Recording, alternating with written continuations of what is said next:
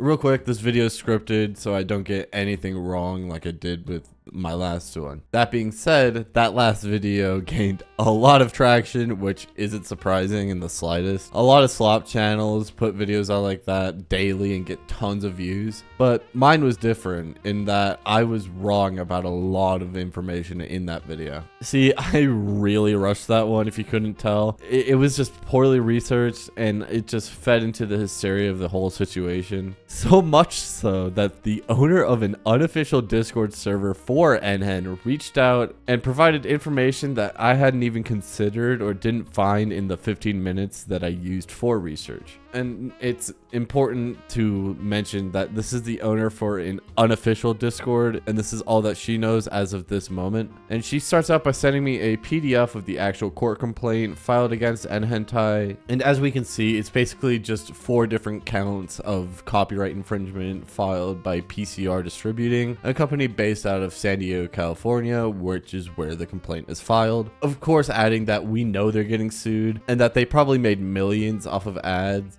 which really can't be proven, but according to her resources makes it probable. But there was also a follow-up announcement to the one I showed in the previous video from the same person, Nayumi Dev, saying that nHentai is back and that something was shifted from the registrar's side, which seems to be a normal thing that happens every once or twice a month, with this just being a coincidence if anything, since people could still access it with VPNs and other forms. And that's about all the information we have at this current moment, and everything else I'm going to say is speculation from both my side and the owner of the Discord side, so please take it with a grain of salt. nHentai is basically self-sufficient with how it's run, so even if the website owner gets arrested, it would still be up. And also, according to the plaintiffs in the court case, it isn't a lot of copyrighted material. Sure, it's enough for there to be a lawsuit, but not enough to get the website taken down. And even if the website does get taken down, the owner would have to pay a large sum of money and would probably call for donations. But even with all these hypotheticals, the worst case scenario will be that it just gets replaced by another site, saying that nHentai used to attract many data hoarders. Though the most likely scenario now is that there's going to be a purge of a large amount of dojins on the site. And this isn't the first time there's been a scare about nHentai shutting down, with these 2 Reddit posts from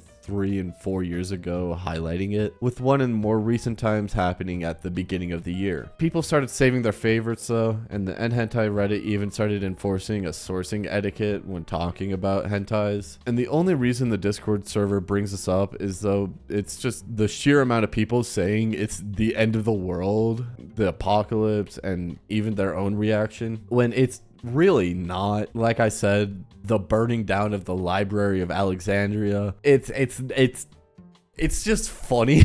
So to wrap it up, here's the takeaway, and that it's just a bunch of hysteria and just a classic case of people not doing their own research or not doing good enough research, and that includes me. That's why I'm making this video. So yeah, that's about it. Just hysteria and not the song by Muse. Little shameless promo before the video ends, but I now have channel memberships on this channel. So if you want to support me, hit that join button and get some cool perks like being able to access videos as soon as they're done, cool badges and emojis that people see in the comments, and also, because I'm unoriginal, send me your video ideas. That's about it, and that's all I got.